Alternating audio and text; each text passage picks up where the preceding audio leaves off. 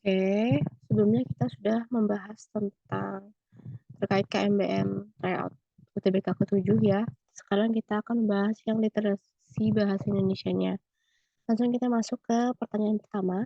Pernyataan berikut ini yang sesuai dengan data statistik Organisasi Kesehatan Dunia. Itu ada jawabannya di B. Kenapa B? Karena kita bisa lihat di bagian ini awal.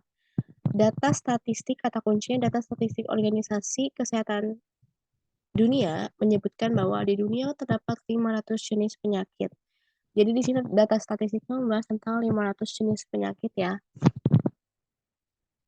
Dan kalau lihat di pilihan jawabannya itu ada 150 jenis. Kira-kira dari mana 150 jenis ini? 150 jenis ini yaitu perhitungan dari nih 500 jenis penyakit dan hanya 30%. Jadi 30% dari 500 itu berapa? 150 kan? Makanya jawabannya ada di B. Oke, kemudian nomor 2. Pernyataan berikut ini yang sesuai dengan isi paragraf 3 teks di atas. Jawabannya yang C. Kenapa yang C? Secara di awal-awal kan dijelasin ya kalau misalnya katanya yang tradisional itu di luar nalar ilmu dan nalar logika, jadi tidak dapat dijelaskan. Tapi kalau misalkan orangnya itu apa namanya? Selintas mungkin kayak tidak masuk akal, tapi kalau dilihat lagi ternyata masih bisa. Dan itu ada di sini. Namun bagi orang yang berperhatian, apalagi yang sudah mendalami konsep pengobatan panas telapak tangan, tentu saja cara pengobatan itu memang beralasan dengan dukungan pengetahuan yang metodis, jadi bisa dipertanggungjawabkan ya. Kenapa? Karena katanya panas tubuh orang normal senantiasa berada pada kisaran 37 derajat Celcius. Perpeliharaan nilai normal suhu tubuh tersebut semata-mata oleh adanya mekanisme sistem keharmonisan tubuh. Nah, jadi katanya masih bisa dibuktikan karena alasan-alasan tersebut. Makanya yang C jawabannya. Kemudian lanjut nomor 3.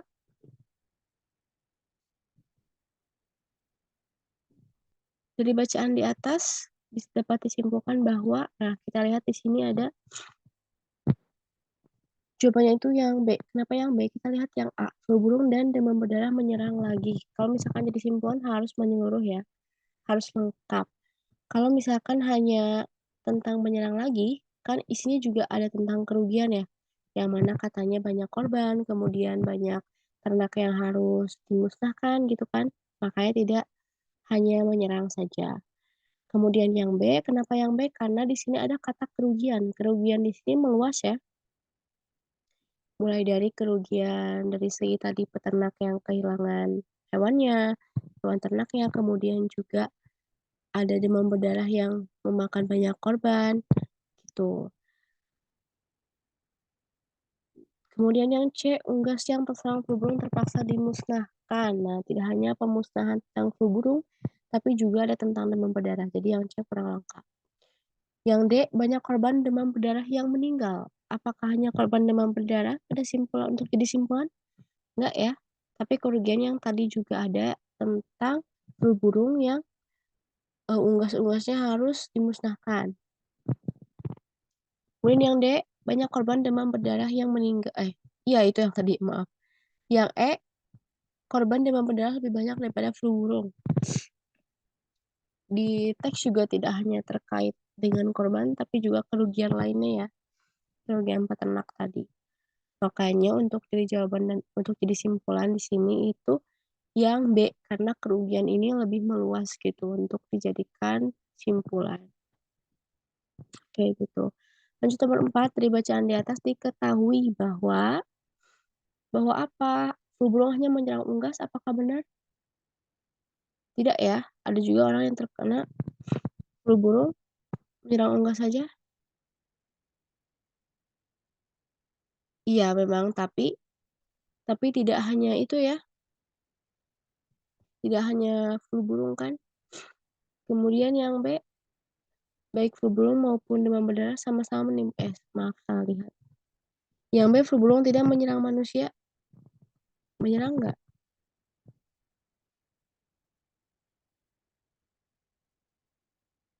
Menyerang ya.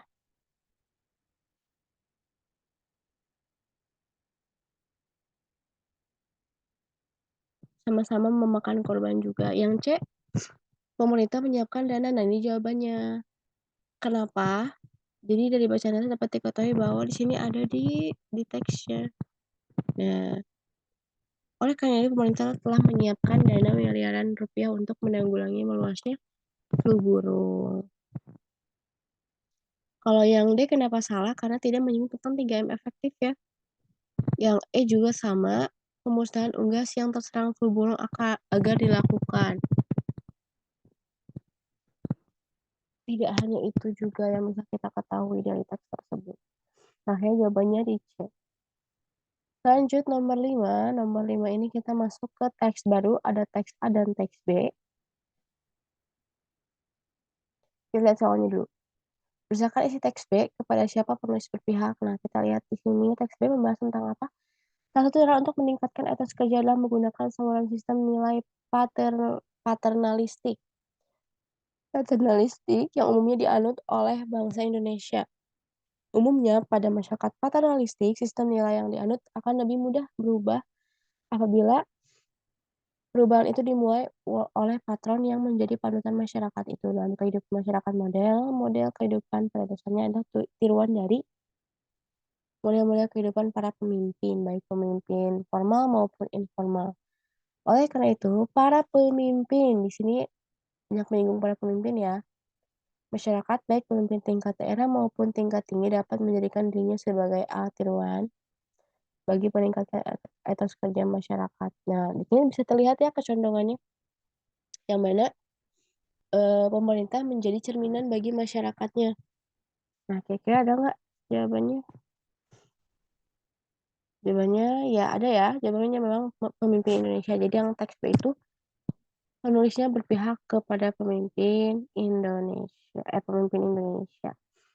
Lanjut yang nomor 6, informasi apa yang dimuat pada teks A tetapi tidak dimuat pada teks B. Kalau tadi kita lihat yang B itu membahas tentang etos kerja. Nah, yang A apa? Ada pendapat bahwa etos kerja masyarakat Indonesia relatif rendah daripada bangsa-bangsa Asia.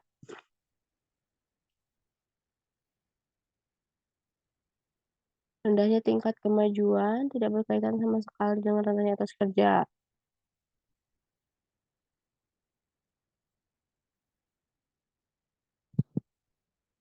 Ini, kemakmuran dari kesejahteraan masyarakat juga sangat dipengaruhi oleh etos kerja. Apakah tadi tidak dibahas ya tentang kesejahteraan kemakmuran itu dipengaruhi oleh etos kerja, tapi lebih ke bagaimana masyarakat bisa memiliki etos kerja, yaitu tadi bercermin pada pemimpin kan kalau yang B.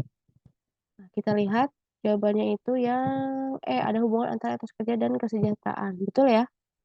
Yang di B tidak membahas tentang kesejahteraan, tapi kalau yang A membahas ini ada tingkat kemakmuran dan kesejahteraan masyarakat juga sangat dipengaruhi oleh etos kerja. Oke, saya jawabannya yang jelas ya. Lanjut nomor 7, perbedaan tujuan penulis teks A dengan teks B. Apa nih kira-kira perbedaan? Jawabannya ada di B, yang teks A berargumentasi, teks B mencontohkan. Ya, betul ya. Kalau kita lihat di sini, teks A berpendapat, namun ada juga yang membantah pendapat itu. Ada juga pendapat itu, oke? Berarti sini ada pendapat atau argumentasi, argumen. Nah, kalau di teks B itu mencontohkan, mencontohkannya dilihat dari mana? Di sini kita lihat dalam kehidupan masyarakat, model-model kehidupan pada dasarnya adanya tiruan dari model-model kehidupan para pemimpin. Nah, jadi di sini kita bisa lihat contoh-contoh dari pemimpin bagaimana bentuk etos kerja yang baik itu seperti apa. Tidak ada pendapat ya di B. Makanya jawabannya yang B. Lanjut nomor 8. Nomor 8, ini ada teks 1 dan teks 2. Kita lihat dulu soalnya. Apa simpulan kedua teks di atas? Wow. Kita harus lihat dulu ya teksnya. Kalau di sini jawabannya apa? Produk SS canggih dan memudahkan kehidupan manusia. Perhelatan Forum SS kembali digelar di Kuala Lumpur Convention Center, Malaysia. Acara ini bertujuan memperkenalkan produk terbaru SS yang dipasarkan di Asia Tenggara. SS telah menjadi brand dengan pertumbuhan yang cepat di kategori aplikasi rumah tangga dan ponsel pintar. SS memantau keinginan konsumen untuk menghadirkan produk-produk yang memudahkan kehidupan manusia. Produk SS yang ada di tahun ini semuanya terkoneksi. Produk-produk tersebut membangun ekosistem yang mampu menghubungkan produk melalui jaringan internet. Oke, di sini bisa terlihat kalau misalnya SS ini bisa memudahkan kehidupan manusia nih ya, memudahkan kehidupan manusia. Lihat lagi yang dua, kulkas yang diotaki oleh sistem operasi Android ini mampu mengakomodasi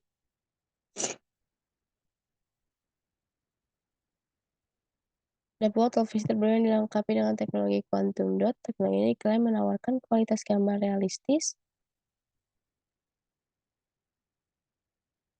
Nih, kita lihat di sini ada mesin cuci generasi terbaru yang dapat dikontrol lewat perangkat ponsel. Jelas ya, dari adanya alat-alat canggih ini memudahkan memudahkan manusia untuk melakukan aktivitasnya gitu ya. Kayak mesin cuci dikontrol lewat perangkat ponsel.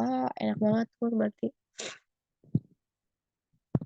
Nah, kita lihat tadi di jawabannya ada C, produk es canggih dan memudahkan kehidupan manusia. Betul ya jawabannya yang C, karena tadi terlihat dengan produk SS ini manusia lebih mudah dan lebih canggih juga. Jawabannya yang C. Nomor 9, kalimat manakah yang maknanya sejajar dengan kata mengakomodasi pada kalimat 3 teks 2? Mengakomodasi, kata akomodasi itu berasal dari kata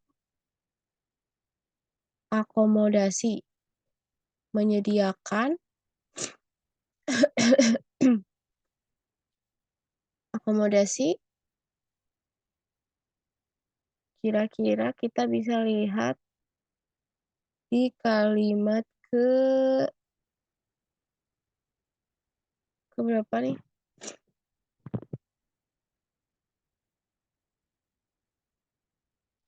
Kalimat 3 ya.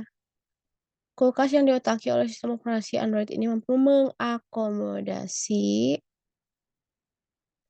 setara dengan menyediakan ya. Betul jawabannya yang A, panitia menyediakan fasilitas penginapan secara gratis bagi peserta luar kota. Jadi kata kuncinya akomodasi itu penyediaan atau menyediakan. Ya, jawabannya yang A.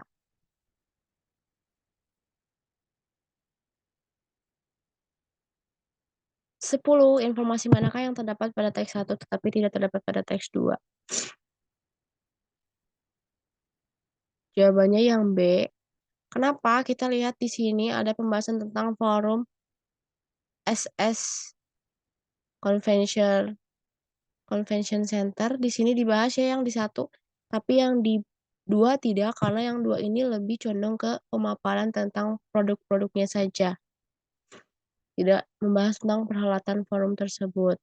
Makanya jawabannya yang B. Gitu.